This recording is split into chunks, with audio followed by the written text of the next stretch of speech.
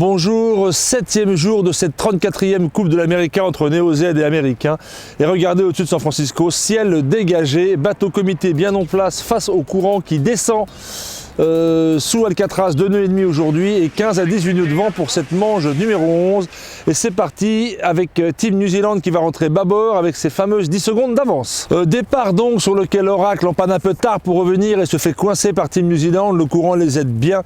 Team New Zealand contrôle très bien sur cette lane en tribord sur la gauche de la ligne, remonte tout doucement vers la ligne, ils sont en retard, très clairement en retard, mais c'est pas grave, Team New Zealand contrôle, ils abattront quand ils voudront, ils déclencheront quand ils voudront, et ils finissent, regardez ici, par déclencher direction le reaching, et regardez, vu d'hélico ce que ça donne, c'est bien ça, on voit très clairement Team New Zealand qui contrôle et qui déclenche quand il veut face à Alcatraz, direction à fond vers le reaching, qu'il passe clairement dégagé devant 6 secondes d'avance, et petit tournant du match, déjà juste après le reaching, regardez maintenant, on voit sur la gauche Oracle qui déclenche le premier empannage et qui ne déclenche pas très bien dans une petite molle, il touche l'eau alors que TLZ va plus loin et attend la risée pour empanner. Et sur ce portant, les Kiwis naviguent plus bas, plus vite au tout du long. Ils sont assez devant avant la porte dessous sur laquelle les Américains arrivent à faire un très joli split. Et regardez là-bas de très loin, ils prennent la bouée de gauche et ils ne sont finalement que 6 secondes derrière. Ils arrivent même à remonter au préserré et on voit sur Virtual Eye qu'ils sont 50 mètres devant sur leur premier tribord.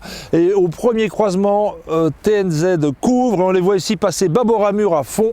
Plus de 30 nœuds au préserré et regardez en haut à gauche de votre écran Virtual Eye, ils sont à peine 40 mètres devant, c'est tendu jusqu'à la fin du bord de près où là, d'un point de vue stratégique, TNZ force Oracle à un virement de plus juste avant la porte là-haut, TNZ prenant celle de droite, les Américains celle de gauche et finalement 17 secondes d'avance pour les Néo-Z là-haut, très belle lecture du plan d'eau, très belle navigation avec les risées des Néo-Z. Deuxième portant donc que les Américains commencent très loin derrière mais qu'ils arrivent, très bonne lecture du plan d'eau à leur tour, en bas à droite du parcours sous Alcatraz à revenir tribord à mur à fond sur la leyline. TNZ couvre mais n'est plus qu'à même pas 60 mètres devant et là tout se joue sur une histoire de vitesse, la leyline est un peu trop haute, il faut abattre pour passer la bouée. Team New Zealand gère très bien la chose sans empannage. Le match racing c'est pas tant aller plus vite que l'autre que d'aller moins lentement que l'autre, ce qui se passe sur ce coup là. Oracle en faisant 2 petits empannages, arrêté sans foil, posé sur les flotteurs, perd beaucoup, course gagnée, les Néo-Z passent la ligne en vainqueur, point très solide des Kiwis sur cette régate-là.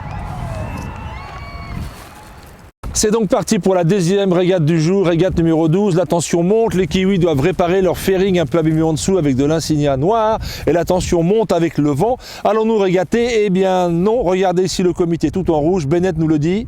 Sorry guys. Et oui, désolé les gars, et comme dit Yann Muret, c'est coupé pour aujourd'hui. Conclusion, superbe régate des Néo-Z tout en maîtrise, en lecture du vent et en stratégie sur ce petit parcours. Ils ont donc 7 balles de match et rendez-vous prochaine régate pour la prochaine. Bonne journée, bonne chance.